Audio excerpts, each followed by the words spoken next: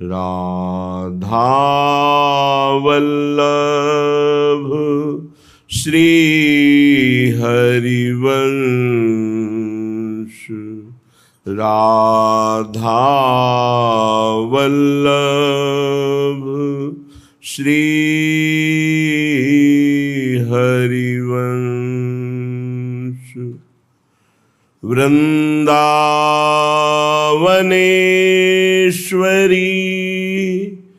तवैव पदारविंदम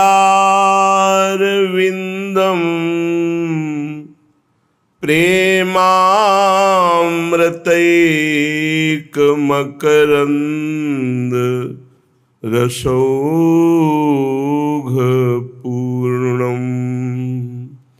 हृद्यर्पितं मधुपते स्मरतापमुग्रं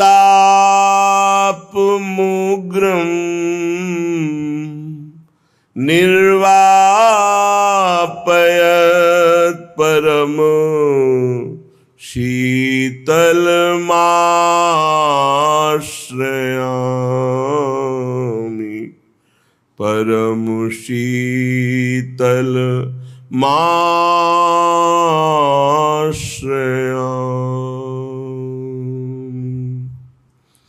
लाड़िली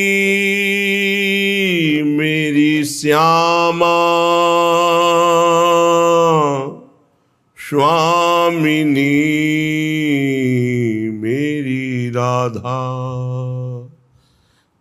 जहाँ राजत नवल निकुंजन प्यारी, जहाँ राजत नवल निकुंजन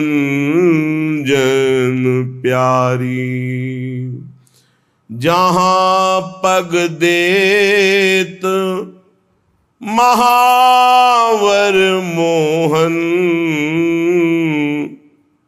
जहाँ हित बांधत बेणी संभारी, मेरी प्यारी मेरी स्वामिनी, जहाँ राजत नवल निकुंजन प्यारी, ललिता ललित विशाखा राजत, सेवा करत सखी सुख भारी, जहाँ की महिमा वेद न जानत, शिव अज रहत बिचारी, मेरी प्यारी मेरी स्वामिनी, जहाँ राजत नवल निकुंजन प्यारी, जहाँ मन बुद्धि बचन नहीं पहुँचत, जहाँ मन बुद्धि बचन नहीं पहुँचत, व्यापत नहीं काल मायारी, भाग्यहीन पामर भोरी की, किस विधि तहां होई चरचारी। भोरी सखी कह रहे हैं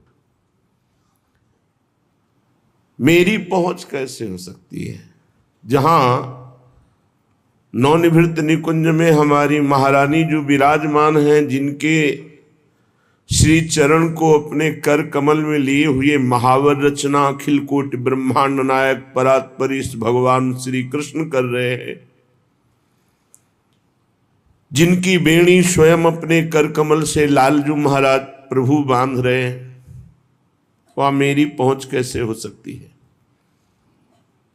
जहां दिव्य श्री ललिताजू, विशाखाजू, चंपक लताजू, चित्राजू, तुंग विद्याजू, इंद्रलेखाजू, रंग देवीजू, श्री सुदेवीजू और समस्त सहचरियां आठों पहर भाव में डूबी हुई श्री स्वामिनी जी को दुलार करती रहती हैं, जहां की महिमा वेद भी नहीं जानता।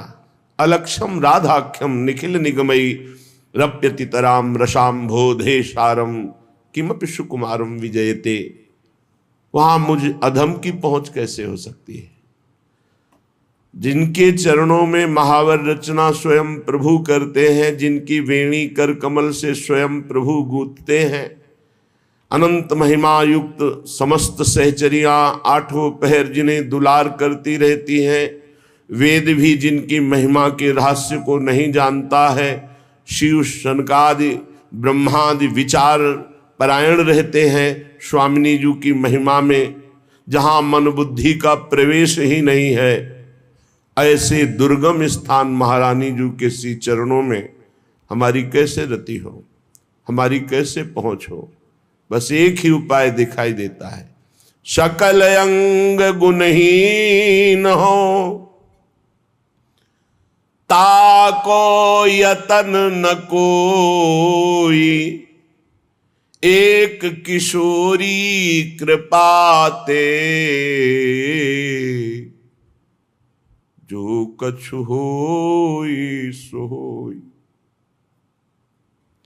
एकमात्र किशोरी जी की कृपा से ही किशोरी जी के पास पहुंचा जा सकता है, जहां वेदों के लिए अगम्य है, बड़े बड़े ईश्वर कोटि के महापुरुष विचारवान ध्यानस्थ रहते हैं, जहां हमारे मन बुद्धि की पहुंच नहीं है, वहां हम कैसे चिंतन करें, कैसे हम वहां पहुंच पावे?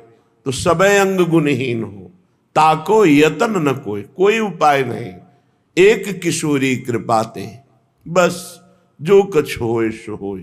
अब तो श्री लाडली जी की कृपा से ही लाडली जी की प्राप्ति होगी, और ये सिद्ध सिद्धांत है।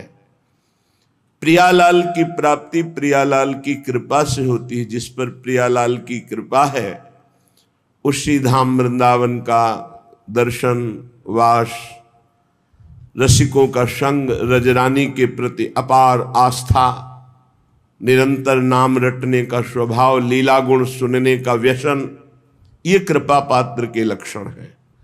लाडली जी से मिलने वाले हृदय की स्थिति अन्यत्र कहीं कोई अन्य आश्रय, अन्य भाव, अन्य चिंतन, अन्य रस, परमार्थिक सुवाता नहीं है। स्वार्थिक विषय भोगों की तो बात जाने दो, अन्य परमार्थिक नहीं सुहाता है। श्रीपाद प्रबोधानंद जी महाराज कह रहे हैं, प्यारी जू प्यारे जू की जिसके ऊपर कृपा होती है, वो नैवा लोकित लोक वेद पद नापेक्षित और स्वप्रिय, न कोई अपना न कोई पराया, न लौकिक धर्म न वैदिक धर्म। जो प्रियाजू की प्रेम वृत्ति को प्राप्त करने का मार्ग है, श्रीपाद कह रहे हैं, नैवा लोकित लोक वेद, वो न लोक रीति को न वेद रीति को, न स्वा प्रिय, न कोई अपना प्रिय है और न कोई पराया है, अर्थात किसी से कोई संबंध नहीं। जिसे भोरी सखी कहती है, ना काहू सो बोलिबो, ना कोई व्यवहार, अपनी कुंवर किशोरी को जियत निहार निहार। बस रात दिन राधा राधा राधा, और श्यामाजू की सेवा, श्यामाजू का चिंतन, श्यामाजू के लिए तन मन प्राण समर्पित, यही कृपा पात्र का लक्षण है। कृपा से ही ऐसा होता है, स्वयं कोई अहम से ऐसी साधना नहीं कर सकता। द्वंद्वैकांत रसा प्रविष्ट हृदय शेषाति धन्योत्तम, राधा कृष्ण रसान मुहु पुलकितो नित्याश्रुधाराधर, चित्र प्रेम विकारवानवत कदा नंदामि वृंदावने। न लौकिक न वैदिक न स्व न पराया, न कोई अपना न कोई पराया, एकमात्र एकांतिक हृदय से मेरी महारानी श्री राधा रानी। ये वृंदावन है, वृंदावन का प्रेम रस है, जहां कहीं प्रेमियों की चर्चा होती है तो गोपी प्रेम की ध्वजा होती है, और ये ध्वजा जो फहरा रही है वो प्यारी जू के चरण रज के प्रताप से। आधाय मूर्धन यदा पुरदार गोप्य काम्यम पदम प्रिय गुणैरपि पिच्छमौले भावोत्सवेन भजताम रस काम धेनुम तम राधिका चरण रेणु महम स्मरामि। ये किशोरी जू की चरण रज का प्रताप। प्रेम नहीं वालों कहते, वो किसी की तरफ नहीं देखता। प्रीति न काहू की कानी विचारे, मार्ग अपमार्ग विथिकित मन को अनुसरत निवारे। मार्ग है कि अपमार्ग है, ये धर्म है कि अधर्म है, ये सब कुछ प्रेमी नहीं देखता। प्रीति न काहू की कान विचारे, प्रीति किसी की मर्यादा नहीं रखता, उसकी एक स्वतंत्र मर्यादा है, वो किसी की कान ही नहीं रखता। प्रेम में एक अपार बल है। ज्यों सरिता सावन जल उमगत सन्मुख सिंधु सिधारे, ज्यों नादहि मंदी कुरंगन प्रगट पारधी मारे। जैसे बाढ़ आती है तो फिर नदी को कोई रोक नहीं सकता समुद्र मिलन से, ऐसे ही प्रेमी के हृदय में जब उत्साह वर्धन होता है भगवत प्राप्ति का, लोक रीति वेद रीति अपना पराया ये सब त्याग कर एकमात्र प्रीतम के लिए प्राण हाहाकार कर उठते हैं। नहीं वावलोकति, वो कुछ नहीं देखता। प्राण चले जाएं पर प्रीतम का स्मरण न छूटे। प्राण तो तिनके के समान लगने लगते हैं जिसको प्रभु से थोड़ा भी प्यार हो जाता है। प्राणों का मोह तो अज्ञान के कारण होता है। प्रिया प्रीतम के एकांतिक रस में प्रविष्ट होने के लिए सबसे अपने मन को हटाकर मात तात सुत दार देह में मति अरुझय मति मंदा, हित किशोर को होए चकोर तू लख वृंदावन चंदा। जहां जहां हमारा राग है वहां से मन हटाकर अनुराग रूप प्रियालाल के चरणों में समर्पित कर दिया। द्वंद्व एकांतरस प्रविष्टो हृदय शेषाति धन्योत्तम। धन्य धन्य धन्य तेज इनके उपास्य हैं। धन्योत्तम, जिसने अपने मन को प्रियालाल की कृपा बल से, गुरुदेव की कृपा बल से समेट कर प्रियालाल में लगा दिया तो धन्य धन्य धन्य, उसका भूत धन्य, उसका वर्तमान धन्य, उसका भविष्य धन्य। धन्य धन्य धन्य तेज इनके उपास्य है। राधा कृष्ण रसान्मुह पुलकितो नित्याश्रुधाराधर। अब उसकी दशा बदल जाती है जो सब जगह से मन हटाकर प्रियालाल के चरणों में अर्पित कर देता है। बोले वो श्यामा श्याम के प्रेम में पुलकित अश्रुधारा बहाता हुआ अपना समय व्यतीत करता है। आंखों से अश्रु बह रहा है, हृदय में ध्यान है, मुख में नाम है, शरीर रोमांचित है। मम भक्ति युक्तो भुवनम पुनात, वो लोक के लोक पावन करने की सामर्थ्य रखता है ऐसा महात्मा। चित्र प्रेम विकारवानवत कदानंदामि वृंदावने। ऐसे विचित्र प्रेम के विकारशील वर्धनशील प्रतिक्षण प्रेम बढ़ रहा है, ये दिव्य है। प्रतिक्षण वर्धनशील प्रेम में एक विचित्र दशा को प्राप्त होकर हम कब वृंदावन में आनंद से झूमेंगे। झूम झूम करके, नाच नाच कर, गा गा कर, रो रो कर अपने प्रीतम को, श्यामा श्याम को कब वृंदावन में रिझाएंगे। हसन नृत्यन गायन अति पुलकितो त्यश्रुनयनो मुहुस्तंभ स्वेदा द्यति मधुर भावैश्च वलितः। कदा वृंदारण्यम निज दयित राधा मधुपतौ मुदा ध्यायम ध्यायम चिरमदिवसाम्युन्मद रसः। ऐसे मैं कब वृंदावन वास करूंगा। कभी अपनी प्रियाजू को रिझाने के लिए नाच रहा हूं, प्रियाजू को रिझाने के लिए। किसी और के लिए देखना भी, मन से भी ये दृष्टि नहीं जानी चाहिए कि कोई और देख रहा है, सिर्फ अपने आराध्य देव के लिए।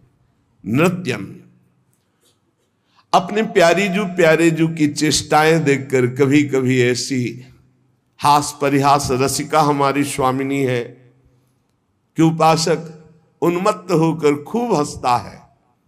हमारी स्वामिनी जो हास परिहास रसिका है, बहुत विनोद होता है प्रिया प्रीतम सहचरियों में, ये एकांतिक रस है।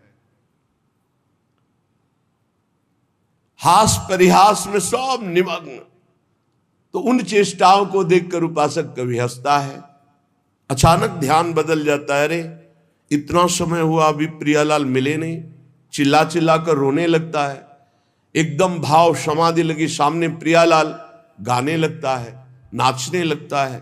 ऐसी प्रेम दशा, पुलकित शरीर, नेत्रों में अश्रु, हृदय में महान भाव, अपने प्रीतम श्री राधा मधुपति अर्थात श्यामा श्याम का ध्यान करते हुए रसोन्मत्त होकर मैं कब अखंड वृंदावन वास करूंगा। वृंदावन प्रेम समुद्र है, वास का मतलब है खत्म खेल। जिसका आना जाना मिट गया, उसका आना जाना मिट गया। जिसने वृंदावन का अखंड आश्रय ले लिया, मिट गया आना जाना। विश्वास करो, ये धाम है अपने प्रभाव से अनंत जन्मों के सब संस्कारों को भस्म करके भगवत प्राप्ति करा देता है। पर भगवत प्राप्ति की इच्छा जिसके अंदर हो वो नहीं तो यहां भी पापाचरण कर बैठेगा, यहां भी मनमानी आचरण कर बैठेगा। अगर संत सदगुरुदेव के द्वारा कमान में चढ़ाकर जैसे बाण मारा जाता है, लक्ष्य भेद देता है, ऐसे साधक को अपनी इच्छा पर चढ़ाकर, आज्ञा पर चढ़ाकर लक्ष्य भेद, नहीं तो फंसा लेती माया। ये भक्ति अगर इसको ज्ञान और वैराग्य का सपोर्ट न मिले तो प्रेम लक्षणा भक्ति तक नहीं पहुंच सकती, जो साधारण भक्ति है। इसे ज्ञान और वैराग्य की अत्यंत आवश्यकता है।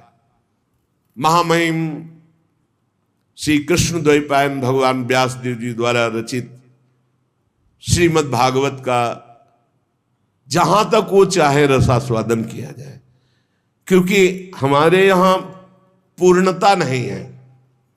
कभी भी आप देख लेना, प्रेम में पूर्णिमा नहीं, इसलिए हमारा कभी कोई पूर्ण नहीं होता। प्रतिक्षण वर्धमान है पर कभी पूर्ण नहीं होता। हमने देखा कभी पूर्ण नहीं होता। एक बार श्री स्वामी अखंडानंद जी महाराज ने पूज्यपाद शिवड़िया बाबा जी महाराज से कहा कि इतने दिनों का अनुष्ठान मन में सोचा था कि आपको अमुक ग्रंथ सुनाएंगे और आप आदेश कर दिया कि अमुक का, तो उनका साधु का संकल्प नहीं पूर्ण होना चाहिए। पूज्य पादुड़िया बाबा ने कहा साधु का संकल्प नहीं पूर्ण होना चाहिए।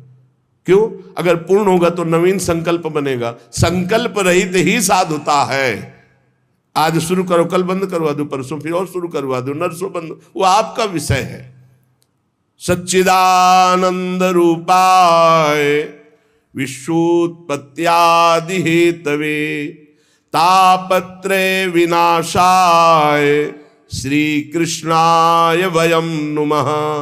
यम प्रव्रजन्तमनुपेतमपेत कृत्यम द्वैपायनो विरह कातर आजुहाव।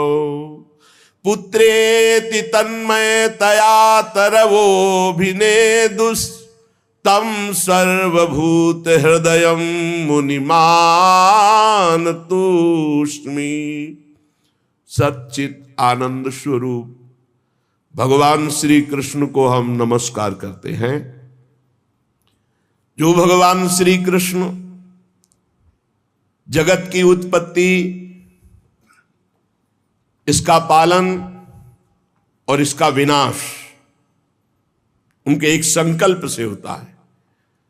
आध्यात्मिक आदि दैविक आदि भौतिक तीनों प्रकार के तापों का जो नाश करने वाले हैं, जो सृष्टि का सृजन करते हैं, ब्रह्मा रूप से हरि रूप से पालन करते हैं और भगवान रुद्र रूप से अपने में लय कर लेते हैं, ऐसे सच्चिदानंद स्वरूप भगवान श्री कृष्ण को हम बार बार नमस्कार करते हैं। और महामहिम परमहंस शिरोमणि श्री सुखदेव जी को नमस्कार करते, क्योंकि अभी प्रकट ही हुए हैं, कोई संस्कार भी नहीं हुआ, न यज्ञोपवीत संस्कार न लौकिक वैदिक कोई अनुष्ठान का अवसर ही नहीं दिया। गर्भ से निकलते ही नाल छेदन भी नहीं हुआ महाराज का। ऐसे महान वैरागी गर्भ से निकलते ही चल दिए, जिनके पीछे पीछे श्री कृष्ण द्वैपायन भगवान व्यास देव जी, हा पुत्र बेटा तुम कहां जा रहे हो, एक शब्द नहीं बोले। इतनी तन्मयता है ब्रह्म तत्व में कि वृक्षों से निकल रहा है सुकोहम सुकोहम सुकोहम। जो ऐसे समस्त भूत प्राणियों में विराजमान भगवत स्वरूप परमहंस शिरोमणि श्री सुखदेव जी महाराज है, उनके चरणों में कोटिशाह प्रणाम नमस्कार करते हैं। एक बार नैमिषारण्य में, बड़ा पावन क्षेत्र है नैमिषारण्य, बड़े भजन के परमाणु हैं। 88,000 ऋषि और श्री शौनक जी उनके मुखिया हैं। 88,000 ऋषियों में सब विराजमान हैं और मंचाधीन श्री सूत जी महाराज हैं। तो सूत जी महाराज को 88,000 ऋषि और उनके मुखिया शौनक जी प्रणाम करके नमस्कार करके बोले। शौनक जी ने कहा, सूत जी आपके वचन जब निकलते हैं तो उनसे हमारे अज्ञान अंधकार का नाश होता है। अज्ञान ध्वांत विध्वंस कोटि सूर्य समप्रभ सूताख्यायी कथा सारम मम कर्ण रसायनम भक्ति ज्ञान विरागातो विवेको वर्धते महान माया मोह निरासस्य वैष्णवैः क्रियते कथम। हे सूत जी महाराज, आपके वचन करोड़ों करोड़ों सूर्यों के समान हैं, क्योंकि अज्ञान अंधकार का नाश कर रहे हैं। जब आप भगवान की चर्चा कहते हैं तो हमारे कानों में ऐसा लगता है अमृत रस। जो हम बड़ी बड़ी यज्ञ करके आनंद प्राप्त नहीं कर पाए, और आपके श्रीमुख से भगवत चर्चा सुनकर वो आनंद वर्तमान में मुझे प्राप्त हो रहा है। भक्ति ज्ञान और वैराग्य से प्राप्त होने वाले महान विवेक की वृद्धि किस प्रकार से होती है, ये हम आपसे पूछते हैं। विवेक ये बहुत समर्थ परमार्थ का शुभट है। जिसके पास विवेक है वो माया को रौंद कर परास्त करके निश्चित परम पद को या ब्रह्मबोध तत्व ज्ञान जो चाहे वो प्राप्त करो। विवेक भक्ति ज्ञान वैराग्य से प्राप्त होने वाले महान विवेक की कैसे प्राप्ति होती है, कैसे वृद्धि होती है। ये वैष्णवजन भगवान की दुरंत माया मोह से अपना कैसे पीछा छुड़ाते हैं। ये घोर कलिकाल है, इसमें जीव की प्रायः स्वाभाविक आसुरी प्रवृत्ति होती, राक्षसी प्रवृत्ति। भूमि परत भा ढाबर पानी, निर्मल जल आकाश से जैसे गिरा, पृथ्वी में गिरते ही धूल दूषित मलिन हो गया, ऐसे ही तिम जीव ही माया लपटानी। महाराज ऊपर से कलिकाल जिससे आसुरी प्रवृत्ति बढ़ती चली जा रही, तो क्या उपाय है जिससे माया आसक्त जीव कलिकाल में दैवी संपदा से संपन्न बनकर के भगवत प्राप्ति कर ले? ऐसा कोई उपाय है आपकी दृष्टि में? सूत जी, आप हमें कोई ऐसा शाश्वत साधना बताइए जो सबसे अधिक कम समय में हमारा परम कल्याण कर दे, सबसे अधिक बलशाली और कम समय में हमारा कल्याण कर दे, हमारे हृदय को पवित्र कर दे, हमें भगवान ललित त्रिभंगी श्याम सुंदर से मिला दे। देखो महाराज, चिंतामणिर्लोक सुखम सुरद्रुः स्वर्ग संपदम प्रयच्छति गुरहु पीतो वैकुंठम योगी दुर्लभम।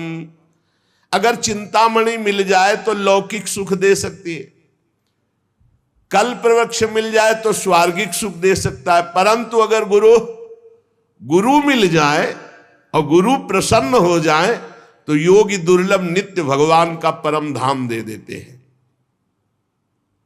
इसलिए आप कृपा करके बताइए कि महान बलिष्ठ साधन कम समय में श्री कृष्ण का साक्षात्कार करा दे, शुद्ध विवेक जागरण हो जाए, ऐसा उपाय बताओ। क्योंकि एक तो मायाग्रसित, दूसरा कलयुग का प्रभाव, कैसे जीव भगवत प्राप्ति करे।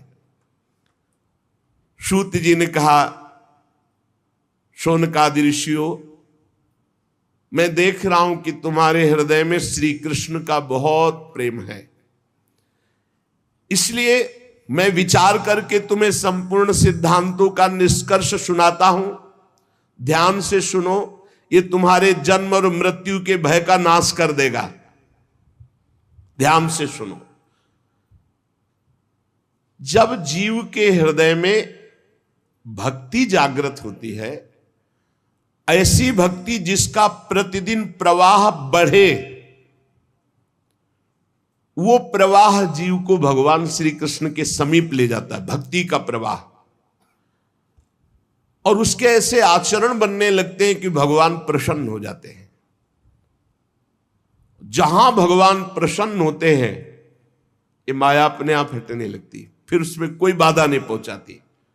मैं तुम्हें साधन बताता हूं भगवान श्री कृष्ण को प्रसन्न करने का। सावधान होकर सुनो। कलयुग में जीवों के काल रूपी सर्प के मुख का ग्रास होने के त्रास का आत्यंतिक नाश केवल भगवान की कथा से हो सकता है। अगर हमें नित्य सत्संग मिले, नित्य भगवत चर्चा मिले, तो हमारा भजन रोज बढ़ेगा, भजन में रुचि बढ़ेगी, हमारे असत आचरण छूटेंगे, हम निश्चित भगवत प्राप्त हो जाएंगे। मन की शुद्धि के लिए भगवान की चर्चा से बढ़कर और कोई साधना नहीं।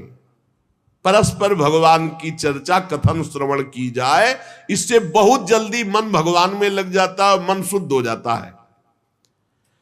जब मनुष्य के बहुत जन्मों का पुण्य एकत्रित होता है,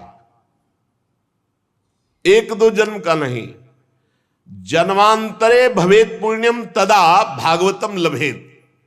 जन्म जन्मांतर के पुण्य एकत्रित होते, तब उसे भगवान की रस भरी चर्चा सुनने का सौभाग्य मिलता है। भगवान की चर्चा सुनना बड़ी दुर्लभ विषय। जन्म जन्मांतरों के जब पुण्य एकत्रित होते हैं, तब भक्त और भगवान की चर्चा सुनने का सौभाग्य प्राप्त होता है। सुत दारा धन लक्ष्मी पापियों के घर होए, संत समागम हरि कथा तुलसी दुर्लभ दोए।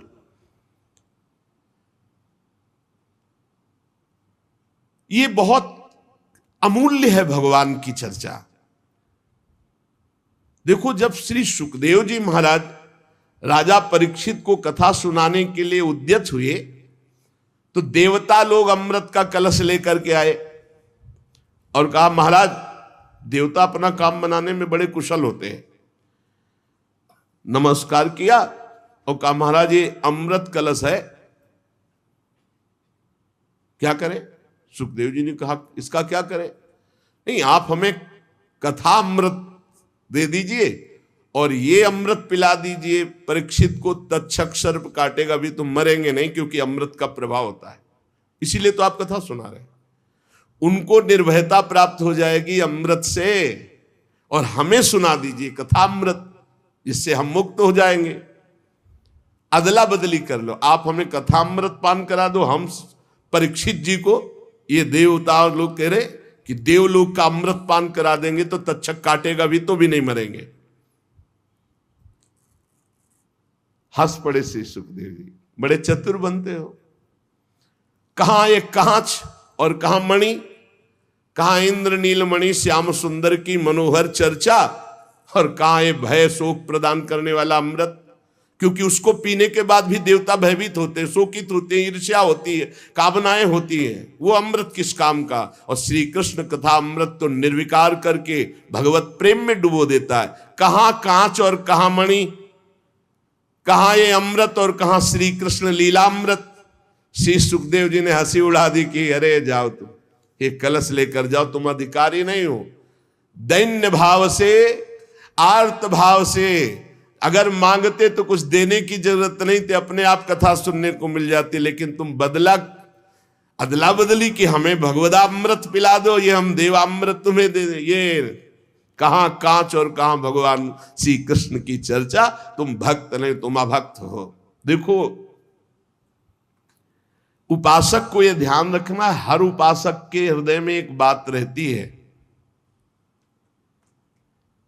पहली हमारी मांग होनी चाहिए भगवत प्राप्ति, पर हर उपासक के मन में होती है आखिरी बात कि भगवत प्राप्ति तो हो ही जाएगी, हम भोग भोग लेते हैं। कभी नहीं होगी ऐसे उपासक को।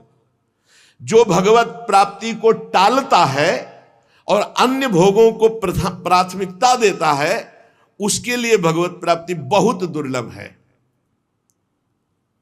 एक भक्तमाल जी में प्रसंग आता है कि एक बहुत बड़े सिद्ध महापुरुष के पास एक कथा सुनाने वाले कि महाराज, हमने श्रीमद् भागवत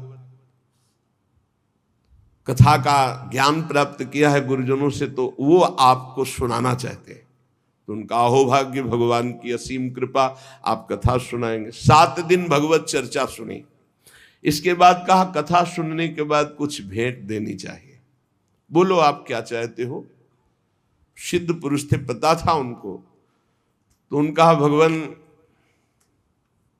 संतान नहीं है, अगर एक संतान हो जाती, जाओ 7 दिन कथा सुनाने का फल हमारे भजन के प्रभाव से तुम्हारा नवीन प्रारब्ध बनेगा और तुम्हारे संतान होगी।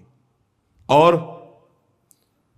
हाँ, भगवान संतान भी हो गई पर धन नहीं है, तो कैसे हम पालन पोषण करेंगे।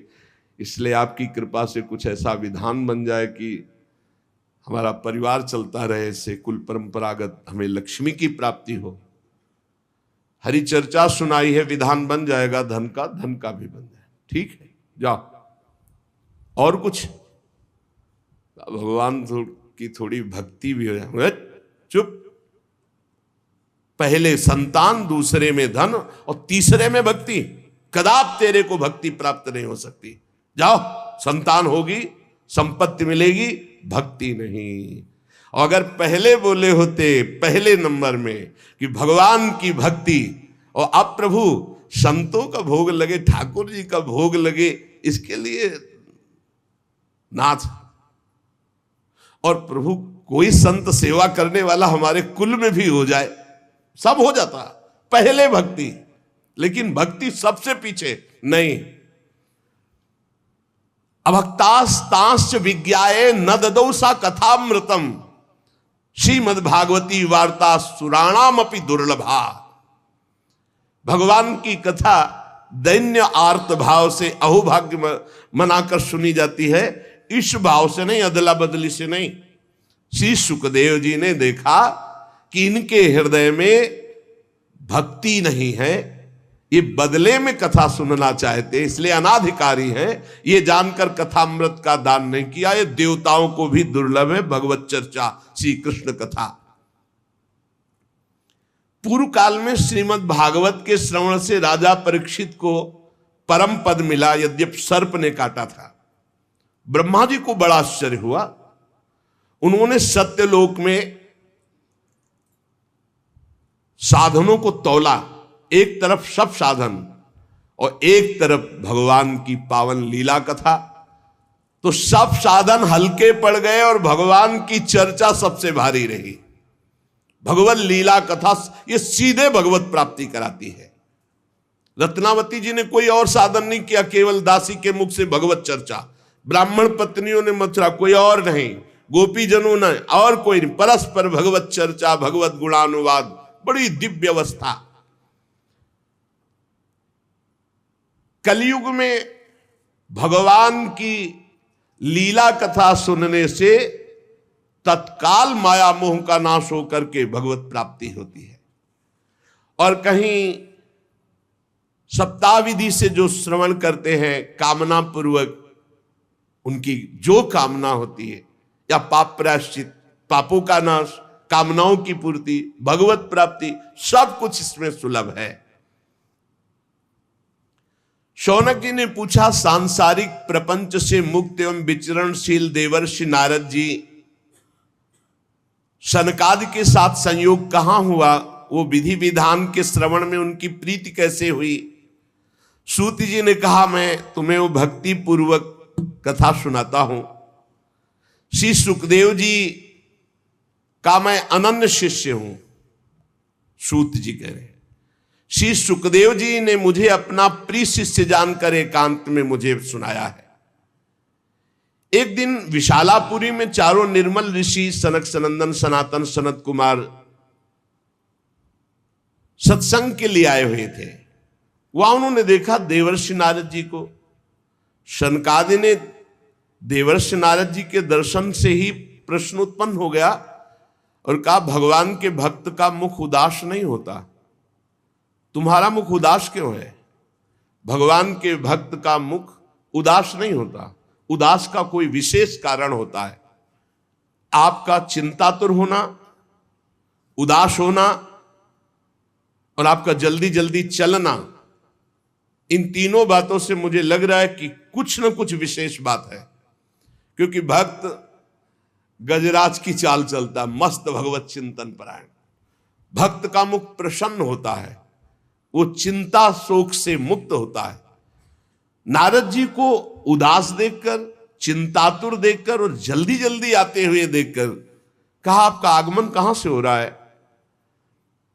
आप इस समय जो व्याकुल हैं, इसका मतलब कोई समस्या है। इसलिए अनासक्त पुरुष की ऐसी स्थिति किसी विशेष समस्या से होती है। वो क्या समस्या है? देवर्षि नारद जी से सनकादि ने पूछा। नारद जी ने कहा, महाराज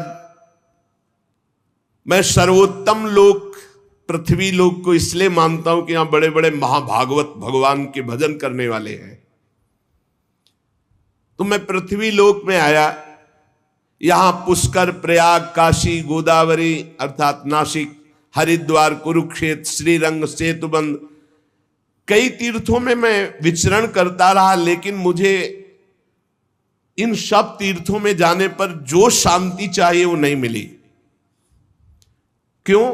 क्योंकि इस समय अधर्म के सहायक कलयुग ने सारे तीर्थों में अपना प्रभाव फैला रखा है।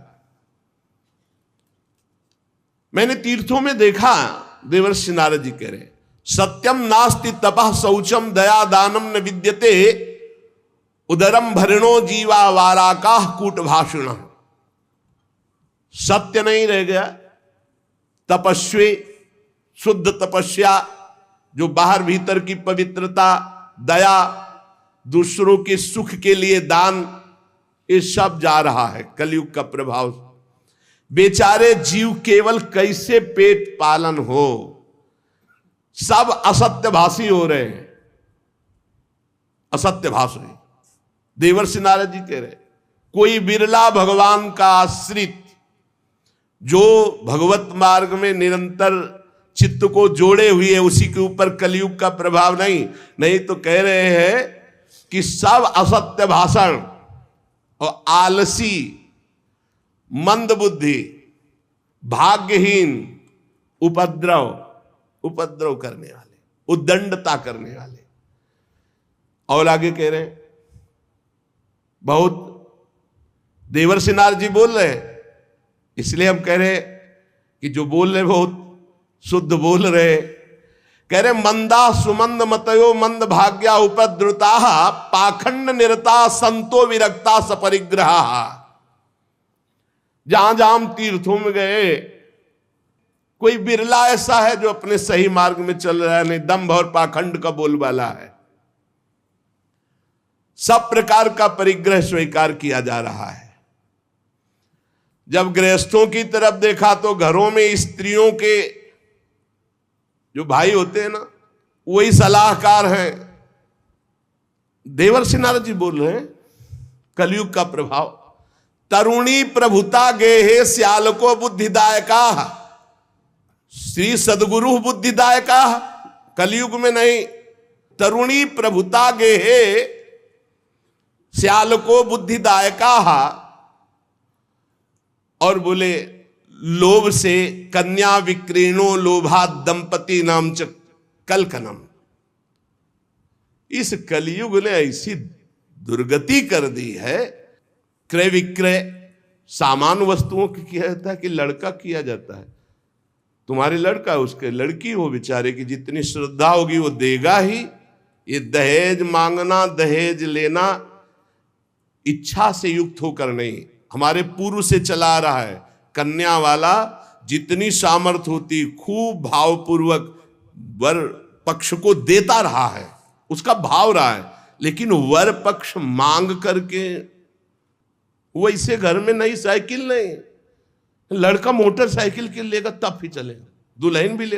केवल तुम लड़का हो इसलिए, और वो पढ़ लिख करके घर परिवार से आपके पास आ रही है, पूरे जीवन आपकी सेवा करेगी। तुम्हें ये नहीं समझ में आ रहा, तुम्हें चाहिए कमा करके।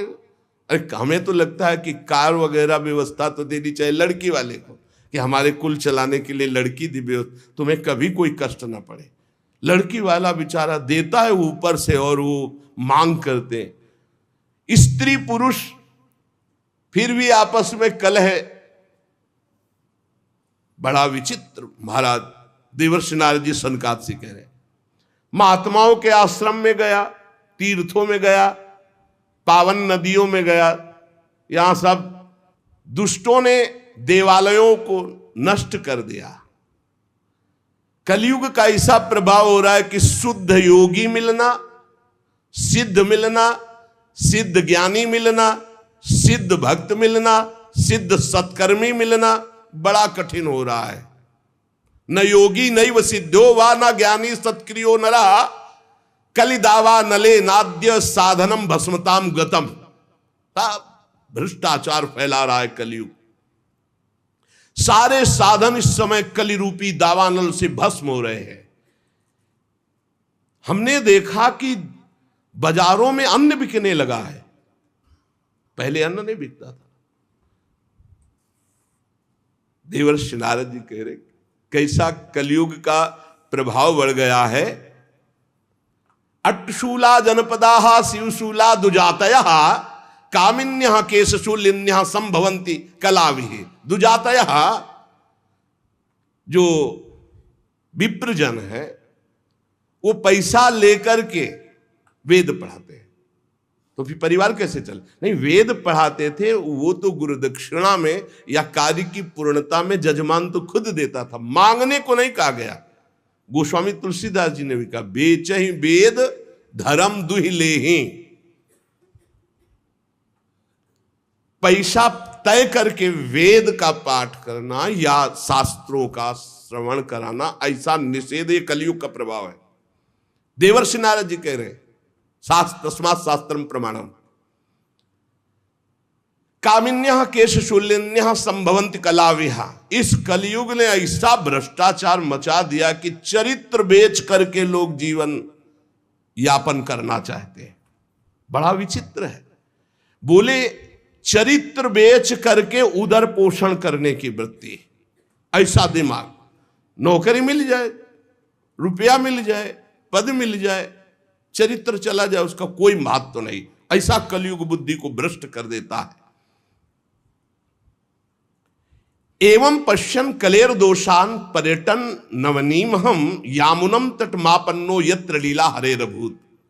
मैं ऐसे विचरण करते हुए भयानक कलयुग के दोषों को देखता हुआ परम पावन यमुना जी के पुलिन पर विराजमान जो श्री वृंदावन धाम है, जहां भगवान श्री कृष्ण की नित्य लीला हो चुकी है, हो रही है और होती रहेगी।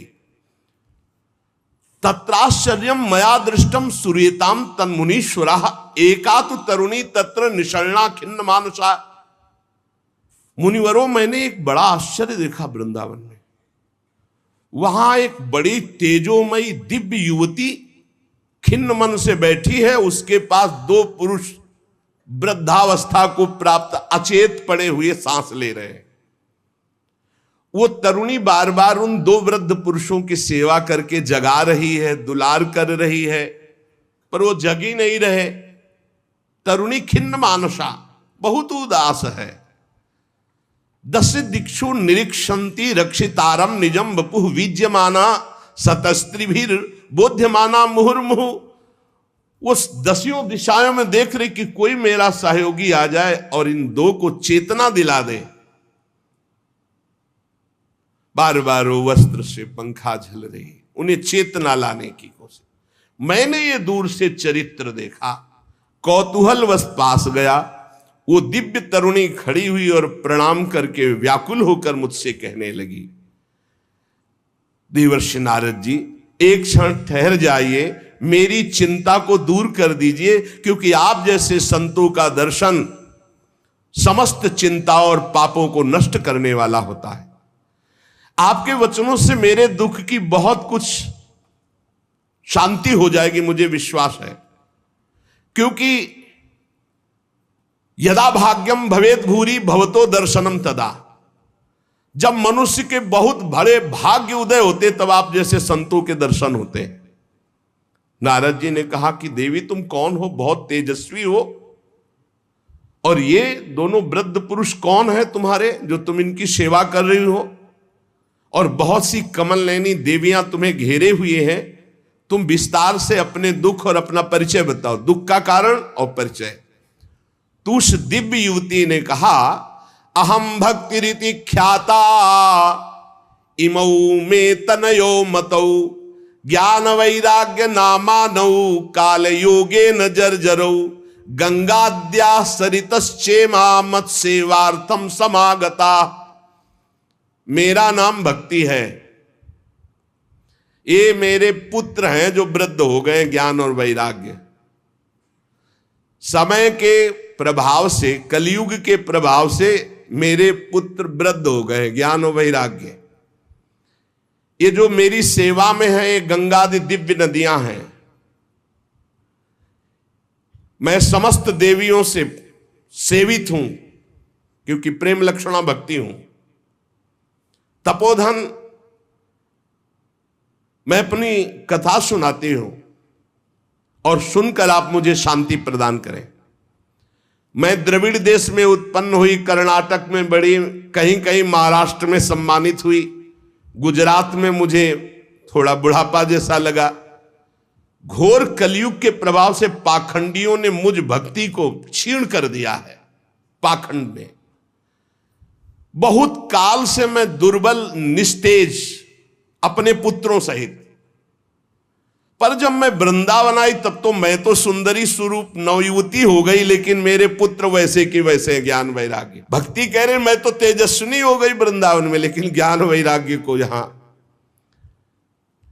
अब ये मेरे पुत्र ऐसे वृद्ध पड़े हैं, हम इनको छोड़कर मैं कहीं जा नहीं सकती।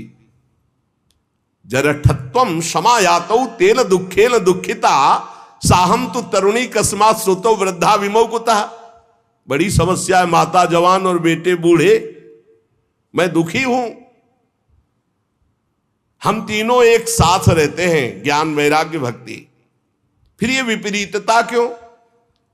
ऐसा होना चाहिए, पुत्र तरुण होना चाहिए, माता बूढ़ी होनी चाहिए। मैं तरुण हूं, मेरे पुत्र ज्ञान वैराग्य बूढ़े हैं। योग निधि आप इसका कारण बताइए। नारद जी ने कहा, साध्वी आपके बात करते करते मैंने ज्ञान दृष्टि से सब कुछ देख लिया, तुम्हें विषाद नहीं करना चाहिए। भगवान श्री हरि तुम्हारे अधीन है। प्रेम अधीन भगवान का नाम, प्रेमाधीन, भक्ताधीन मना पूज्यो, भक्ति के अधीन है, तुम्हें विषाद शोभा नहीं देता। सूत जी कहते हैं, मुनिवर नारद जी ने एक क्षण में ही सब कारण जान लिया और नारद जी ने कहा, देवी सावधान होकर सुनो, ये दारुण कलयुग है। इसी से इस समय सदाचार, योग मार्ग, तपस्या और सब मार्ग, भगवत मार्ग जितने हैं, प्रायः ये गुप्त लुप्त होते जा रहे हैं। कलिकाल का ऐसा प्रभाव बढ़ता चला जा रहा है। हे देवी, जना अघासुरायन्ते साठ्य दुष्कर्म कारिणः। सबका मन दुष्टता में ज्यादा लगता है। दुष्कर्म करना, पापाचरण करना, जो मन बुद्धि है ये ज्यादातर पाप कर्म के कभी नहीं अघाते हैं। जहां देखो जो सही मार्ग से चलेगा उसे दुख, म्लान, निंदा, उपहास, बड़ा बुद्धिमान होगा जो सही मार्ग में धैर्य पूर्वक चल पावे, नहीं तो लोग ऐसा उसका उपहास करेंगे और ऐसा दृश्य देखने को कलयुग दिखाएगा कि पाप कर रहा है, मौत से रह रहा है, धर्म से चल रहा है, बड़ा दुखी हो रहा है। कलयुग का ऐसा प्रभाव बढ़ रहा है कि यहां शुद्ध ज्ञानी मिलना, शुद्ध भक्त मिलना, शुद्ध पंडित मिलना, पंडिता समदर्शिना बड़ा कठिन हो रहा है। ऐसा नहीं कि नहीं है, पर बड़ा कठिन हो रहा है। पृथ्वी में इतना पाप बढ़ता जा रहा है कि भगवान शेष जी के लिए भार रूप हो रही है पृथ्वी। मैं तो आया था मृत्यु लोक में भक्तों का समागम प्राप्त करने, लेकिन इस समय छूने और देखने योग्य भी नहीं रह रही है। बड़ा अमंगल हो रहा है पृथ्वी में। इस संसार में वैराग्य और ज्ञान की किसी की जरूरत है नहीं, इसीलिए बूढ़े हो गए तुम्हारे पुत्र। विषयानुरागी, अंधे बने हुए, भोगों में लगे हुए, इसलिए वैराग्य की जरूरत नहीं। भोगों में सुख बुद्धि, इसलिए ज्ञान की जरूरत नहीं। तुम इसलिए जवान यहां हो गए कि वृंदावन है, यहां संयोग से सदैव तुम जवान रहोगे। कभी तुम्हें कोई भी अंग, 64 अंगों में भक्ति के कोई भी अंग यहां हीन नहीं, क्योंकि संपूर्ण अंगों से परिपूर्ण ये भगवान का धाम है ना। अतः वृंदावनस्य संयोगात् पुनस्त्वं तरुणी नवा, धन्यम वृंदावनम तेन भक्तिर नृत्यति यत्र च। धन्य है वृंदावन, जहां भक्ति सर्वांग पुष्ट होकर नृत्य कर रही। परंतु वृंदावन में भी तुम्हारे पुत्रों को यहां कोई पूछने वाला नहीं, ग्राहक नहीं। अत्रेमौ ग्राहका भावान जरामपि मुंचतः। अभाव है वृंदावन में, ज्ञान वैराग्य को कोई नहीं पूछता। यहां प्रेम लक्षणा भक्ति का ही सारा खेल है, इसलिए इनका बुढ़ापा नहीं छूट रहा। पर यहां आनंद से सो रहे, क्योंकि भगवान का धाम है तो इनको भगवत स्पर्श जनित आनंद की प्राप्ति हो रही, इसलिए शांत सो रहे। भक्ति ने कहा कि सुना था कि राजा परीक्षित ने देखा था कलयुग को, फिर इस पापी को मार क्यों नहीं डाला, रहने क्यों दिया? इस पापी कलयुग के आते ही सबकी बुद्धि भ्रष्ट हो गई, सब वस्तुओं का सार न जाने कहां चला गया। परीक्षित जी ने मार क्यों नहीं डाला इसको? और करुणामय भगवान श्री हरि से भी ये कैसे देखा जा रहा है? मेरा संदेह दूर कीजिए, क्योंकि आपके वचनों के सुनने से मुझे बड़ी शांति और पुष्टता मिल रही है। भक्ति जी ने कहा। नारद जी ने कहा, देवी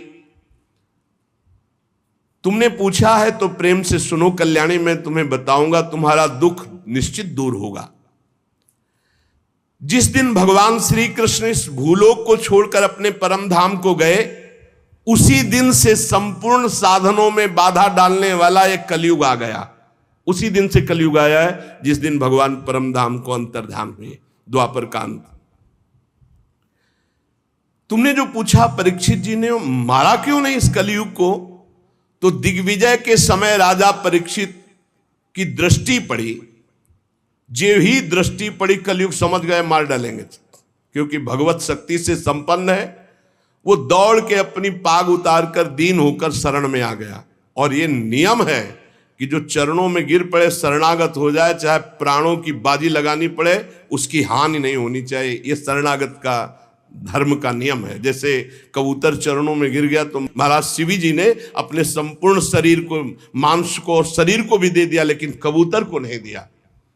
वो दीन के समान शरण में आ गया। अब जब शरण में आ गया तो मारा नहीं जा सकता। फिर देखा कि ये तो सब का सारग्राही है। जो फल तपस्या, योग एवं समाधि से नहीं मिल सकता, वो कलयुग में हरिनाम से मिल सकता है। ए देखो, ये सार वस्तु कलयुग की पकड़ी महाराज परीक्षित जी ने। यद्यपि ये बहुत ही अमंगलकारी है कलयुग, यत् फलम नास्ति तपसा न योगेन समाधिना तत्फलम लभते सम्यक कलौ केशव कीर्तनात्। बड़ी बड़ी समाधि से, बड़ी बड़ी तपस्या से, साधना से, योग से जो फल नहीं मिलता कलयुग में नाम जप और नाम कीर्तन से। कलयुग केवल नाम आधारा, सुमिर सुमिर नर उतरई पारा।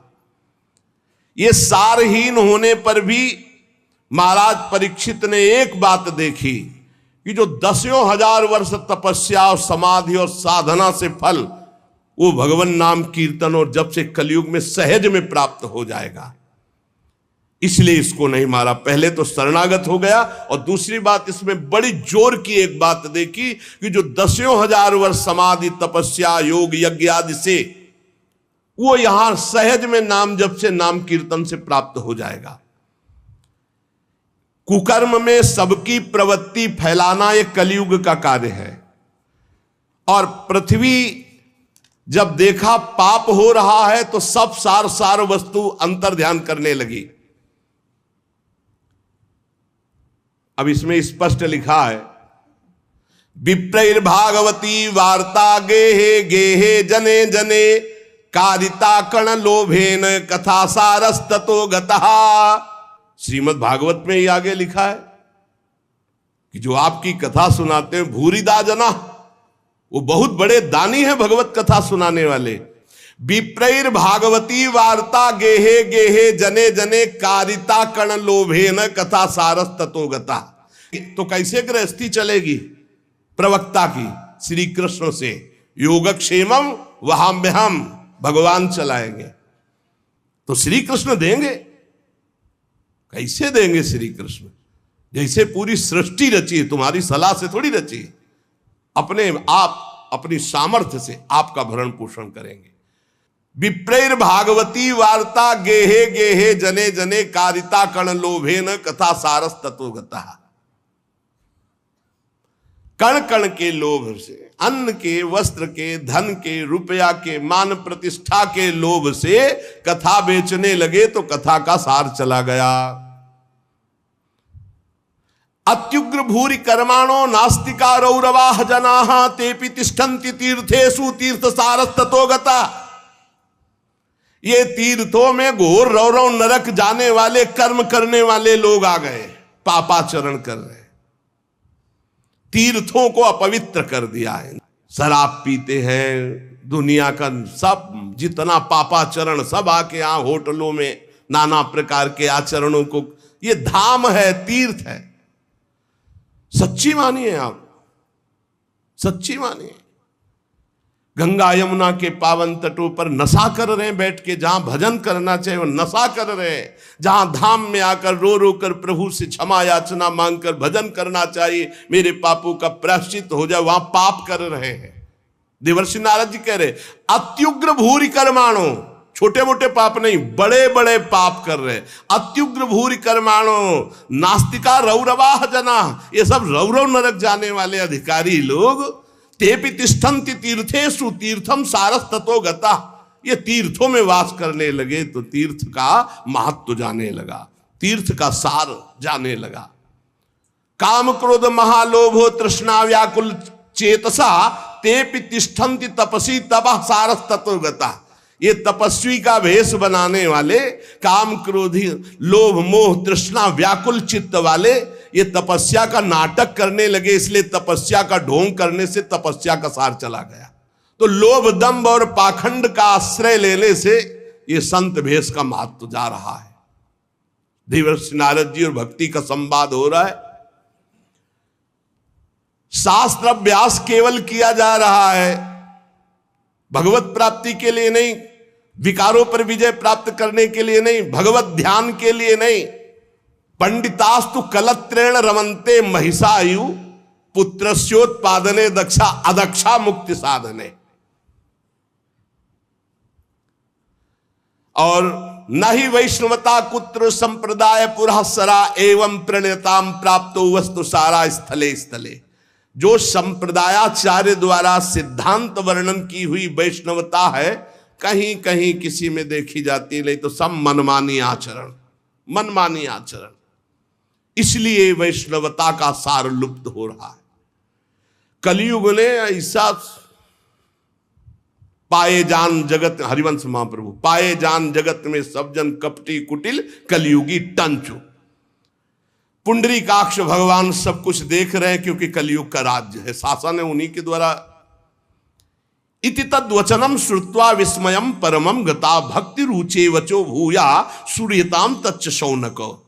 सूत जी कहते शौनक जी जब देवर्षि नारद के वचन सुने, भक्ति को बड़ा आश्चर्य हुआ। फिर उसने जो कहा सुनो, भक्ति ने कहा देवर्षि आप तो धन्य है, मेरा बड़ा सौभाग्य जो आपका समागम हुआ, क्योंकि साधु नाम दर्शनम लोके सर्वसिद्धि करम परम। भगवत प्रेमी महात्मा का दर्शन इस समस्त सिद्धियों को प्रदान करने वाला होता है। धन्योस्मि मद्भाग्येन समागता। भक्ति कह रही है धन्य है मेरे भाग्य जो समागता, आपका दर्शन हुआ, आपसे संभाषण हुआ, आपका समागम मेरे अहो भाग्य धन्य। स्वयं भक्ति कह रही, सुरर्षे त्वम ही धन्योस्मि मद्भाग्येन समागता साधु नाम दर्शनम लोके सर्वसिद्धि कर्म परम। आपका केवल एक बार उपदेश धारण करके कयाधु कुमार प्रहलाद ने भक्ति की ध्वजा फहरा दी, माया पर विजय प्राप्त कर ली। आपका उपदेश प्राप्त करके ध्रुव पद को प्राप्त कर लिया। आप सर्व मंगल में साक्षात श्री ब्रह्मा जी के पुत्र हैं। हे देवर्षि नारद जी, मैं आपको नमस्कार करती हूं। नारद जी ने कहा कि भक्ति तुम खेद में अपने को मत डालो, चिंता तो मत हो, भगवान श्री कृष्ण के चरण कमलों का चिंतन करो। भगवान की कृपा से सारे दुखों का नाश हो जाता है। दुख नाश का उपाय क्या? भगवान का चिंतन करो। जब दुख आपको घेरने लगे तो और गाढ़ चिंतन करो, दुख से बच जाओगे, वो दुख आप पर प्रभाव नहीं डाल पाएगा। जिन्होंने कौरवों के अत्याचार से द्रौपदी की रक्षा की, गोप सुंदरियों को शनात किया, वो श्री कृष्ण कहीं चले थोड़ी गए हैं। फिर तुम तो भक्ति हो, श्री कृष्ण को प्राणों से भी अधिक प्यारी हो, चाहे जैसा पापी पति नीच हो। अहो वत्सपतो गरियान यज्जिभ्यागे वर्तते नाम तुभ्यम। सतयुग त्रेता द्वापर इन तीन युगों में ज्ञान वैराग्य और मुक्ति के साधन थे, किंतु कलयुग में तो केवल भक्ति ही ब्रह्म सायुज्य प्राप्त करा सकती, दूसरा कोई साधन नहीं। जैसे अभी कलिया परसों में श्री तुलसीदास जी जो वर्णन कर रहे थे कि तीर्थ याग यज्ञ व्रत आदि, अब नहीं समय रह गया इनके द्वारा भगवत प्राप्ति। ये सोचकर ही परमानंद चिन्ह मूर्ति ज्ञान स्वरूप श्री हरि ने अपने सत स्वरूप से तुम्हें रचा है। तुम साक्षात श्री कृष्ण की परम प्रिय हो, परम सुंदरी हो। एक बार जब तुमने हाथ जोड़कर पूछा था कि मैं क्या करूं, तब भगवान ने यही आज्ञा थी कि मेरे भक्तों का पोषण करो। तुमने भगवान की आज्ञा स्वीकार की, तुम पर भगवान बहुत प्रसन्न है। तुम्हारी सेवा करने से मुक्ति को तुम्हारी दासी के रूप में दिया है। भक्ति की दासी क्या है? मुक्ति। ज्ञान वैराग्य तुम्हें पुत्र रूप में दिए। वैसे तो तुम साक्षात भगवान के समीप रहती हो, पर कभी कभी भूतल पर अपने भक्तों का पोषण करने के लिए तुम भ्रमण करती हो। कहां समीप रहती? भगवान के धाम में। यहां नित्य शाश्वत प्रेम लक्षणा भक्ति विराजमान रहती है। तुम मुक्ति रूपी दासी ज्ञान वैराग्य रूपी पुत्र को लेकर पृथ्वी तल पर सतयुग से द्वापर पर्यंत बड़े आनंद से रहे, पर कलयुग में तुम्हारी दासी मुक्ति पाखंड रूप रोग से पीड़ित होकर क्षीण हो गई, इसलिए वो तो भगवान के पास चली गई। अब जब भगवान जिसको मुक्ति देंगे वही मुक्त हो सकता है। अब इस लोक में तुम्हारे पास बचे ज्ञान और वैराग्य, वो बूढ़े हो चुके हैं, ज्ञान वैराग्य काम नहीं कर रहा, पर वो तुम्हारे पास ही हैं। कलयुग के कारण तुम्हारे पुत्र उत्साहहीन वृद्ध हो गए हैं, पर चिंता मत करो, मैं संकल्प लेता हूं इनका नव जीवन, ज्ञान वैराग्य को मैं जागृत करूंगा। सुमुखी, कलयुग में बहुत बड़े दोष हैं, पर कलिना सदृशा कोपि युगो नास्ति वरानने तस्मिन् त्वाम स्थापयिष्यामि गेहे गेहे जने जने। इसमें बड़ा भारी गुण है। भगवान के नाम कीर्तन से परम पद प्राप्त होता है। मैं घर घर में भक्ति का स्थापन करूंगा, तुम चिंता मत करो। देखो, अन्य सब धर्मों को दबाकर भक्ति विषयक महोत्सवों को यदि आगे ना रखूं, घर घर में तुम्हारा प्रचार न कर दूं, तो मैं भगवान श्री हरि का दास नहीं। तुम निश्चिंत हो जाओ। तदा ना हम हरेर दासो लोके त्वाम न प्रवर्ते। अगर भक्त ये कभी कह दे तो निश्चिंत हो जाना, तो वो करे न करे, उसका जो संबंध हुआ उससे हरि कर देंगे। अपनो परण विसार भगत को पूरो परण निभाऊं। अगर कभी भक्त उत्साह में आकर कह दे कि जा, तुम्हारा परम कल्याण निश्चित है, नहीं तो मैं भगवान का दास नहीं, परम कल्याण निश्चित है, तुम बेपरवाह हो जाओ, कौन हो, कहां के हो, कैसे हो, इससे मतलब नहीं। अपनो परण विसार भगत को पूरो परण। देवर्षि नारद जी ने कहा, तदा ना हम हरेर दासो लोके त्वाम न प्रवर्तते। मैं भगवान का दास नहीं कहलाऊंगा अगर घर घर में तुम्हारी स्थापना न कर दे। इस कलयुग में जो जीव तुमसे युक्त होंगे, वो चाहे जितने बड़े पापी हों, वो भगवान श्री कृष्ण के अभय धाम को प्राप्त होंगे। जिसके हृदय में प्रेम लक्षणा भक्ति निवास करती है, उस पुरुष को यमराज कभी स्वप्न में भी नहीं देख सकते। जागृत की तो बात जाने दो, थोड़ी भी भक्ति जिसके हृदय में है, यमराज कभी नहीं देख सकते। देवर्षि नारद जी, जिनके हृदय में हे भक्ति महारानी आपका थोड़ा भी आदर है, उसे कभी प्रेत नहीं छू सकता। पक्की बात, ये विश्वास करो, ध्यान पूर्वक सुनो। एसाम चित्ते वासुदेव भक्ति, थोड़ी भी जो सर्वदा प्रेम रूपिणी, नाते पश्यंत कीनासम स्वप्ने अमलमूर्ते, जो यमराज है वो स्वप्न में भी उसे नहीं देख सकते। जिसके हृदय में भगवान श्री हरि की भक्ति है, वसेत भक्ति, वासुदेव भक्ति। और बड़ी हिम्मत से ये बात पकड़ लो कि तुम्हें कभी कोई प्रेत छू नहीं सकता। न प्रेतो न पिशाचो वा राक्षसो वासुरोपि वा भक्तियुक्त मनस्का नाम स्पर्शेन न प्रभुर भवेत। स्पर्श नहीं कर सकता है, पक्की बात है। ये हमने देखा है, आगे पीछे चलते देखा है, थोड़ा भय प्रदान करते देखा है, लेकिन छुआ नहीं आज तक। गंगा के किनारे स्मशान में पूरी रात, अब क्या पता कि आगे क्या है, पर कभी शरीर को कोई चोट पहुंचाई हो या स्पर्श किया हो, आज तक कभी हिम्मत नहीं पड़ी। अपना कल्याण करने के लिए भक्तों का दर्शन, भक्तों से संभाषण, लेकिन अमंगल नहीं कर सकते। बैठा लो, गले में कंठी बंधी है, भगवान का नाम चल जपते हो, कभी कोई प्रेत तुम्हें छू नहीं सकता। डरना मत। प्रेत योनि होती है, ऐसा नहीं कि नहीं होती, 84 लाख योनियों में है। इसी में प्रसंग में आएगा आगे चल करके। ना प्रेतो ना पिशाचो वा राक्षसो वा असुरोपि वा, ना कोई राक्षस, ना कोई असुर, ना कोई पिशाच, ना कोई प्रेत।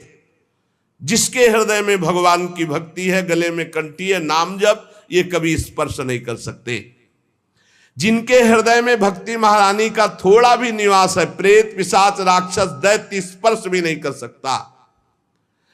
भगवान तपस्या वेदाध्ययन ज्ञान और कर्म आदि के साधन से वश में नहीं किए जा सकते, वो केवल भक्ति से ही वशीभूत होते। इसमें गोपीजन प्रमाण है। ना तपोभिर न वेदैश्च न ज्ञाने नापि कर्मणा हरिर ही साध्यते भक्त्या प्रमाणम तत्र गोपिका। ये जो भगवत चर्चा, धाम आना, सत्संग सुनना, नाम जप करना, भगवान की भक्ति में बोले नृणाम जन्म सहस्त्रेण भक्तो प्रीतिर ही जायते। कलौ भक्तिर भक्त्या कृष्ण पुरा स्थिता। जब हजारों जन्मों के तपस्या और पुण्य एकत्रित होते हैं, तब भगवान के नाम रूप लीला धाम में भक्ति होती है। कलयुग में केवल भक्ति, केवल भक्ति, केवल भक्ति से ही श्री कृष्ण चंद्र का साक्षात दर्शन पाया जा सकता है। केवल भक्ति से भगवत धाम की प्राप्ति।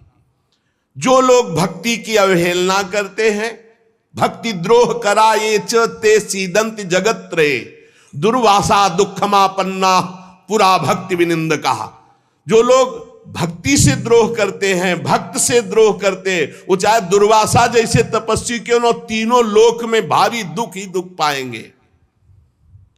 बस बस अलम व्रतैरलम तीर्थैरलम योगैरलम मकई अलम ज्ञान कथालापैर भक्ति रे कैव मुक्तिदा। बस बस बस व्रत से, तीर्थ से, योग से, यज्ञ से, ज्ञान चर्चा से अब भगवत प्राप्ति नहीं। कलिकाल है, एकमात्र भक्ति से ही परम मोक्ष, परम पद जो चाहोगे वो प्राप्त हो जाएगा। सूत जी कहते हैं इस प्रकार नारद जी के श्रीमुख से जब भक्ति का महात्म, भक्ति महारानी और पुष्ट हो गई। अहो नारद धन्योषि प्रीतिस्ते मयि निश्चला ना कदाचित विमुंचामि चित्ते स्थास्यामि सर्वदा। नारद जी आप धन्य हैं, आपकी मुझ में निश्चल प्रीति है, मैं सदा आपके हृदय में वास करती हूं, मैं कभी आपको छोड़कर एक क्षण भी नहीं जा सकती। साधु आप बड़े कृपालु हैं, आपने अपने क्षण भर की वार्ता से मेरे सारे दुख दूर किए, पर मेरे पुत्रों में चेतना नहीं आई, अभी तो वृद्ध ही है। आप कृपा करो मेरे पुत्र में भी चेतना आ जाए, ज्ञान वैराग्य में। भक्ति के वचन सुनकर नारद जी को बड़ी करुणा आई और उन्होंने हाथ से ऐसे पकड़कर जगाने लगे कि भाई ज्ञान उठो, वैराग्य उठो। बहुत जोर लगाया लेकिन नहीं उठे। तब वेदांत सुनाया, वेदांत घोष, फिर गीता पाठ सुनाया, फिर वो कुछ जमाई लेते हुए ओढ़ा ऐसे, लेकिन जगे नहीं, न गीता पाठ से न वेदांत घोष से। नारद जी ने देखा कि जमाई ले रहे, थोड़ा नेत्र उघारे, बस फिर वैसे ही सो गए। उन्होंने सोचा क्या किया जाए, वेदांत से नहीं जग रहे, गीता से नहीं जग रहे, ज्ञान वैराग्य। बड़े दुर्बल, केश सफेद, अस्थि मात्र हुए रहे शरीरा, मतलब एकदम निस्तेज। नारद जी ने सोचा मुझे क्या करना चाहिए, कैसे इनकी वृद्धावस्था जाए, कैसे ये जगे ज्ञान वैराग्य। भगवान का स्मरण करने लगे, हे भगवान मुझे उपाय बताओ ज्ञान वैराग्य को जगाने का। उसी समय आकाशवाणी हुई, हे नारद जी खेद मत करो, तुम्हारा उद्योग निसंदेह सफल होगा। देवर्षि तुम इनके लिए एक महान सत्कर्म करो, और वह सत्कर्म क्या है तुम्हें संत शिरोमणि बताएंगे। आकाशवाणी बस इतना बोली, तुम धन्य हो, तुम इनके लिए सत्कर्म करो, तुम्हारा उद्योग सफल होगा, और वो सत्कर्म कोई संत महापुरुष बताएंगे। आकाशवाणी साफ साफ सुनाई दी थी। नारद जी को बड़ा विस्मय हुआ, वो कहने लगे कि आकाशवाणी भी हुई और कुछ आशय भी नहीं समझा, कहा संत शिरोमणि कहेंगे, वो कहाँ है संत शिरोमणि, हम किसको खोजें। आकाशवाणी ने भी बात गुप्त ही कही, वो कौन सा साधन है, वो कौन से संत शिरोमणि है जो मुझे बताएंगे, वे संत कहाँ मिलेंगे। अब आकाशवाणी ने जो कहा मुझे करना चाहिए, खोज करना चाहिए संत शिरोमणियों की। शौनक जी तब ज्ञान वैराग्य दोनों को वहीं छोड़कर नारद मुनि वहां से चले और प्रत्येक तीर्थों में जा जाकर संतों से पूछते, उनकी बात संत जन सुनते। उन्होंने बताया कि असाध्य है रोग। जब आप जैसे महापुरुष गीता सुना रहे हो, वेदांत सुना रहे हो, ज्ञान वैराग्य नहीं जग रहे, तो असाध्य ही है। कोई कोई नारद जी के सामने नमन किए, मौन चल दिए, उत्तरे नहीं दिए। अब जहां जहां संतों में जाते तो संत जन यही कहते कि भाई सब संतों से बड़े तो नारद जी हैं। और जब नारद जी वेदध्वनि, वेदांत घोष और गीता पाठ बार बार सुनाया और ज्ञान वैराग्य नहीं जगाए जा सके, तो फिर और क्या हो सकता है। नारद जी तो स्वयं महाभागवत योगी राज हैं, दूसरे संत तो कैसे बताए। जब बहुत पूछा लेकिन सबने कहा दुस्साध्य है। नारद जी बहुत चिंतातुर हुए और बदरी वन में आए। ज्ञान वैराग्य को जगाने के लिए निश्चय किया कि मैं यहाँ कठोर तपस्या करूंगा।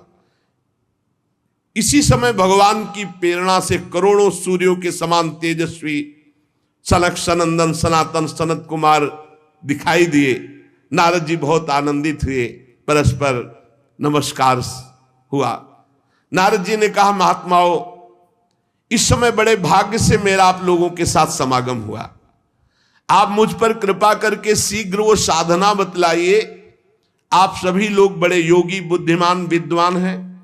आप देखने में 5-5 वर्ष के बालक से जान पड़ते हैं, किंतु हैं सबके पूर्वजों के पूर्वज। आप सदैव वैकुंठ धाम में निवास करते हैं और निरंतर हरिनाम कीर्तन करते रहते हैं।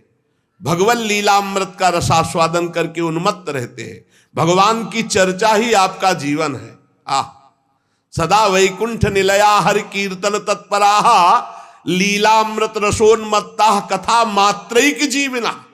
कथा ही आपका जीवन है और हरि कीर्तन अमृत का, लीलामृत का पान करके उन्मत्त बने रहते हैं।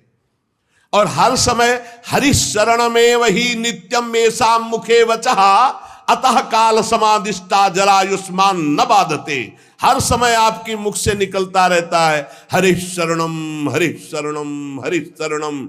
इस महामंत्र के कारण काल प्रेरित वृद्धावस्था आपको छू नहीं सकती। हरि शरणम, आपको कोई बाधा नहीं पहुंचा सकता।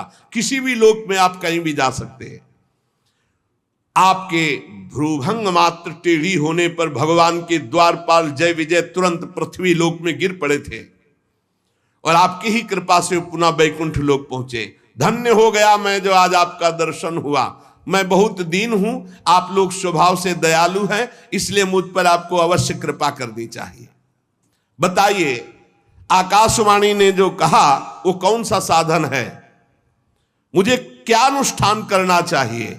ज्ञान और वैराग्य किस प्रकार जागृत हो और भक्ति सुखी हो जाए, सब में भक्ति ज्ञान वैराग्य की प्रतिष्ठा हो, ऐसा कौन सा साधन है? सनक सनंदन सनातन सनत कुमार चारों ऋषियों में से बोले, देवर्षि आप चिंता मत करो, पहले तो प्रसन्न हो जाओ। उनके उद्धार का एक सरल उपाय पहले से विद्यमान है। नारद जी, धन्य है उसका जीवन जो परोपकारी जीवन है दूसरे के लिए। आप विरक्तों में शिरोमणि हैं, श्री कृष्ण दासों के शाश्वत पथ प्रदर्शक हैं, भक्ति योग के भास्कर हैं। आप भक्ति के लिए जो उद्योग कर रहे हैं, आपके लिए कोई आश्चर्य की बात नहीं समझनी चाहिए। भगवान के भक्त के लिए तो भक्ति की सम्यक स्थापना करना सदा उचित है। ऋषियों ने संसार में अनेकों मार्ग प्रकट किए हैं, किंतु सभी कष्ट साध्य है और परिणाम में बहुत ब्रह्मा द्वारा रचे हुए लोकों की ही प्राप्ति कराने वाले हैं।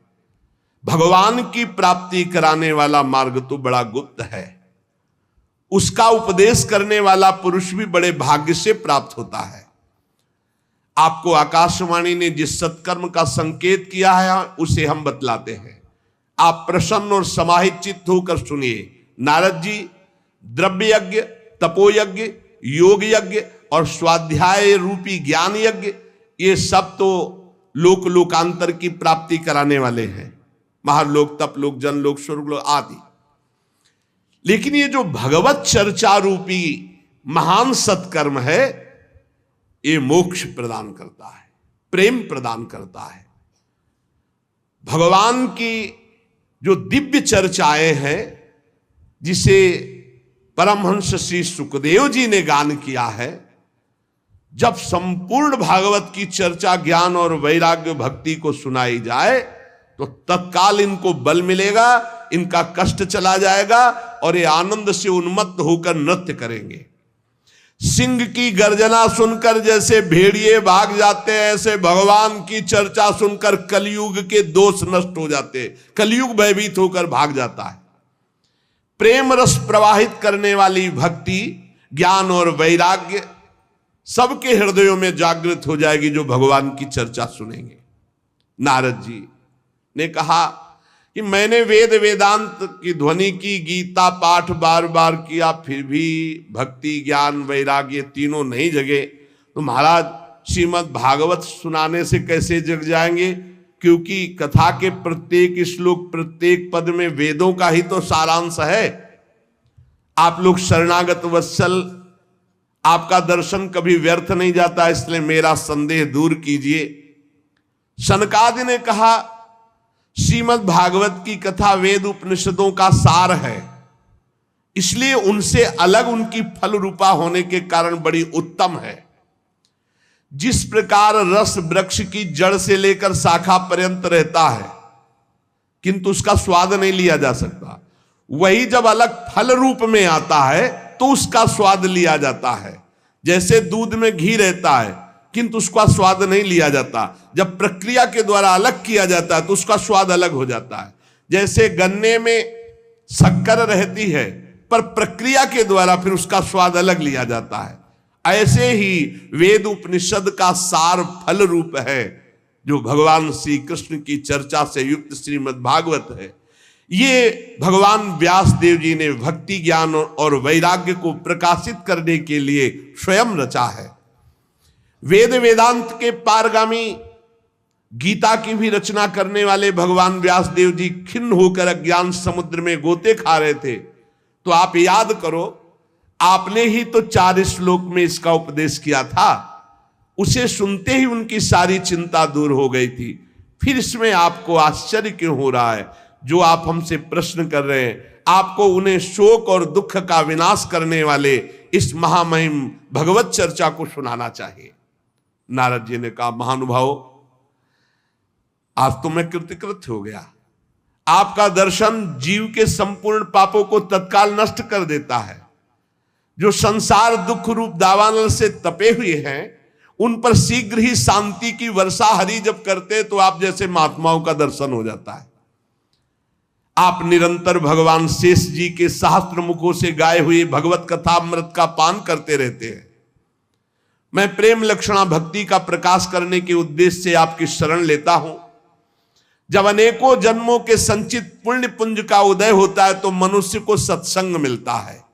भाग्योदयेन बहुजन्म समर्जितेन सत्संगमं च लभते पुरुषो यदा वै अज्ञान हेतु कृत मोह मदांधकार नाशम विधाय ही तदोदयते विवेका। अनेकों जन्मों के जब पुण्य एकत्रित होते तब सत्संग मिलता है, और जब सत्संग मिलता है तब अज्ञान जनित मोह मद रूप अंधकार का नाश होकर विवेक उदय होता है, और जब विवेक उदय होता है तो भगवान से प्रेम होता है। जब अविवेक होता है तो संसार से प्रेम होता है। नारद जी, अब मैं भक्ति ज्ञान और वैराग्य को स्थापित करने के लिए प्रयत्न करूंगा। परमहंस शिरोमणि श्री सुखदेव जी के कहे हुए भागवत शास्त्र की कथा द्वारा उज्जवल ज्ञान यज्ञ करूंगा। यह यज्ञ मुझे कहां करना चाहिए, आप इसके लिए कोई स्थान बतला दीजिए। आप लोग वेद के पारगामी विद्वान हैं, इसलिए मैं सुख शास्त्र की महिमा सुनना चाहता हूं। इसकी विधि क्या है, कितने दिनों में सुने, कृपा करके बताइए। जब नारद जी ने ऐसा कहा तो शनकादि बोले, आप बड़े विनीत हैं, क्योंकि सब जानते हुए आप पूछ रहे हैं, सर्वज्ञ हैं आप, पर आप पूछ रहे हैं इसलिए हम आपको ये बातें बता रहे हैं। इस समय हरिद्वार के पास आनंद नामक एक घाट है, बड़ा शांत है, एकांतिक है, ब्रह्म ऋषियों द्वारा सेवित है। देवता सिद्ध लोग वहां सेवन करते हैं। भांति भांति के वृक्ष और लताएं हैं, और वहां कोमल नवीन बालू बिछी हुई है। बड़ा सुरम्य एकांत प्रदेश है। हर समय गंगा जी की कलरव और सुगंध जो कमलों की है वो वायु लाती रहती है। हमें लगता है वहीं इस ज्ञान यज्ञ का आरंभ किया जाए, आनंद घाट में। कथा में अपूर्व रस आता है जब एकांत शांत भागवतिक स्थान हो। हमने देखा है कथा का प्रभाव, और आप देख लीजिएगा, एक बार केवल अनुष्ठान होने दीजिए और आपके सामने निर्बल जरा जीर्ण अवस्था में पड़े हुए ज्ञान वैराग्य यदि नृत्य न करने लगे तो कहना। भक्ति अपनी आंखों के सामने ही देखेगी, वो भी नृत्य करेगी, उनके पुत्र भी नृत्य करेंगे। कथा के शब्द पढ़ते ही ज्ञान और वैराग्य तरुण हो जाएंगे। नारद जी के साथ सनकादि तुरंत वहां से पहले कथा स्थान आनंद घाट गंगा जी के तट पर गए। यहां यमुना जी के पावन तट, परम पावन महामहिम वृंदावन की भूमि में इससे बराबर वो हरिद्वार है, हरिघर है। नहीं, ये हरिघर है, वो द्वार है। द्वार से जिस समय तट पर पहुंचे तो सर्वत्र सिद्धों ने ये सूचना पहुंचा दी कि बहुत बड़ा ज्ञान यज्ञ होने वाला है। तो भगवान के रस के जो रसिक जन हैं, भक्त जन हैं, प्रेमी जन हैं, वो सब एकत्रित होने लगे। भृगु जी, वशिष्ठ जी, च्यवन जी, गौतम जी, मेधातिथि, देवल, देवरात, परशुराम, विश्वामित्र, साकल, मार्कंडे, दत्तात्रेय, पिप्पलाद, योगेश्वर, भगवान व्यास, पराशर, छायासुख, जाजल, जन्हू आदि बड़े बड़े मुनि अपने अपने शिष्यों के साथ, परिकर के साथ वहां एकत्रित होने लगे। इसके सिवा मूर्तिमान होकर वेद, उपनिषद, मंत्र, तंत्र, 17 पुराण, 6 शास्त्र, ये सब वहां उपस्थित हुए, क्योंकि सनकादि आदि महापुरुषों के द्वारा भगवत चर्चा। गंगा आदि नदियां, पुष्कर आदि सरोवर, कुरुक्षेत्र आदि समस्त क्षेत्र, सारी दिशाओं के दंडक वन, हिमालय आदि के जितने भी ऋषि मुनि सब आकर के एकत्रित होने लगे। सिद्धों ने बात फैला दी, भगवान की अमोघ चर्चा होने वाली है हरिद्वार में आनंद घाट पर, और बड़े महापुरुषों के द्वारा, इसलिए सब कथा का आनंद लें। तब कथा सुनाने के लिए दीक्षित होकर श्री कृष्ण परायण सनकादि नारद जी के दिए हुए श्रेष्ठ आसन पर विराजमान हुए। सभी ऋषि मुनि देवताओं सबने उनकी वंदना की। श्रोताओं में वैष्णव, विरक्त, सन्यासी, ब्रह्मचारी ये आगे बैठे। सबके आगे देवर्षि नारद जी, एक और ऋषिगण, एक और देवतागण, एक और वेद उपनिषद, एक और तीर्थ, और दूसरी ओर जन साधारण स्त्री पुरुष, ये सब ऐसे विभाग करके कथा सुनने के लिए विराजमान हुए। उस समय बड़ी जोर की पुष्प वर्षा हुई आकाश से, जय जयकार, नमस्कार और शंखों की ध्वनि होने लगी। फूलों की वर्षा, जो विमान पर चढ़कर देवता लोग सब ऋषियों के ऊपर कल्प वृक्ष के फूल बरसा रहे थे। सनकादि ऋषि महात्मा नारद को भगवत चर्चा का महात्म्य स्पष्ट करके सुनाने लगे। सनकादि ने कहा, हम आपको इसकी पहले महिमा सुनाते हैं। जो इसको श्रवण कर ले एक बार सही ढंग से, उसकी मुक्ति निश्चित हो जाएगी। कोई भी हो, एक बार पूरी सम्यक 18,000 श्लोक सुन ले तो निश्चित उसको भगवत प्राप्ति हो जाएगी। पहला ये श्रवण का फल है, तुम्हारी समझ में आवे ना आवे, एक बार आपने ध्यान से भगवत चर्चा सुनी सम्यक, तो इसका फल है कि अंततो गत्वा तुम्हारा कल्याण हो जाएगा। और कहीं ध्यान देकर सुना तो प्रेम लक्षणा भक्ति जागृत हो जाएगी, जो मोक्ष को भी लघु करने वाली है। इसलिए इस कथा का सावधान होकर के आस्वादन करना चाहिए। जो पूरी कथा सुन लेगा तो श्रवण मात्र से श्री हरि हृदय में आकर विराजमान हो जाएंगे, हरि जागृत हो जाएंगे। भय प्रकट कृपाला, अभी यहां 3 गुणों का पर्दा लगाकर आनंद ले रहे, सो रहे, फिर वो जग जाएंगे, पर्दा हट जाएगा और भय प्रकट कृपाला, तो हमें हृदय में ही साक्षात्कार हो जाएगा। यस्या श्रवण मात्रेण हरिश्चित्तम समाश्रयेत। इसमें 18,000 श्लोक, 12 स्कंद, श्री सुखदेव और राजा परीक्षित का संवाद। ये जीव तभी तक अज्ञानवश इस संसार चक्र में भटकता रहता है जब तक उसे भगवान की चर्चा सुनने को नहीं मिलती। जहां भगवान की चर्चा सुनने को मिली, मोह का नाश हुआ और भगवान की तरफ दौड़ पड़ता है। श्री सनकादि इस महामहिम भगवत शास्त्र की महिमा का वर्णन करते हैं। सुशेष चर्चा आगे। श्री राधा वल्लभ लाल की जय।